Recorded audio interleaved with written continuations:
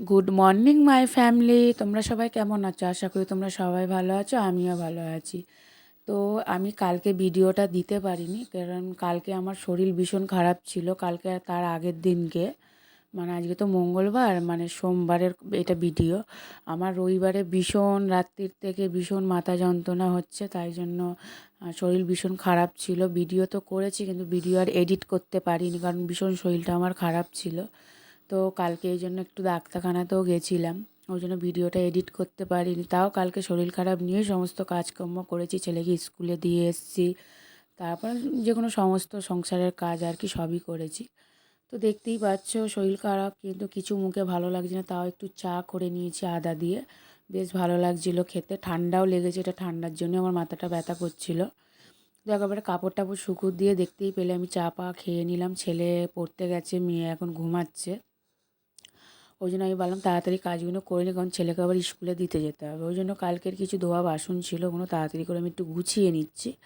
গুছিয়ে টুচিয়ে নিয়ে আজকে সেরকম রান্না নেই, কালকে রবিবারের কিছুটা চিকেন ছিল, ওই জন্য আমি বললাম একটু ভাত করে নিই। চিকেন ছিল, তারপর পালং শাকের চচ্চড়ি ছিল, ওই জন্য আর কিছু করলাম না।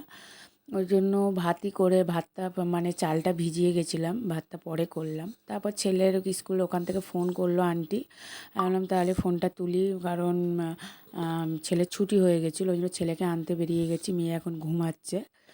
তো ছেলেকে স্কুল থেকে নিয়ে চলেও এসেছে। আর ওদের জন্য আজকে একটু চালে ডালে খিচুড়ি মতন করেছিলাম, আলু সেদ্ধ, গাজর, বিনস, ওইটাই আজকে ওদের মানে টিফিন করিয়ে দিলাম, দু ভাই বোনকে খাইয়ে দিলাম। ছেলে আবার স্কুলে যাবে। তো একেবারে ছেলেকে স্কুলটা দিয়ে আমি চলে এসেছি, আর একটু লুচি আর তরকারি ছিল, ওইটা আমি খেয়ে নিচ্ছি। তো খুব খিদেও পেয়েছিল, কারণ ওষুধ খেতে হবে আমাকে, ওই জন্য একটু খেয়ে নিলাম। তাই 4টে লুচির থেকে 2টো খেয়েছি, মুখে ভালো লাগছে না বলে রেখে দিয়েছি আবার।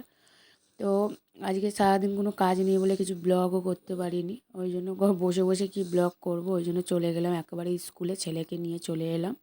দেখতে পাচ্ছ আমার বান্ধবীর মেয়ে, আমার ছেলে, দুজনে দৌড়াদৌড়ি করছে, ওই যে আমার ছেলে আগে যাচ্ছে।